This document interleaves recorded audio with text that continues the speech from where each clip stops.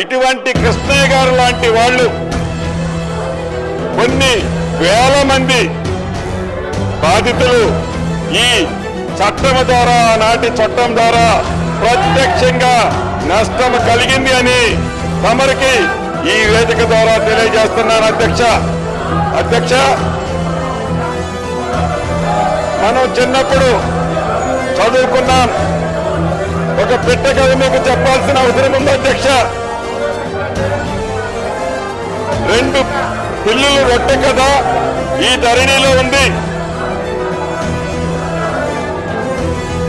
ఏదైతే 2 పిల్లుల మధ్య ఒక రొట్టె కథ గ్రామీణ ప్రాంతాల్లో కథలుగా చెప్పుకుంటారు అధ్యక్ష.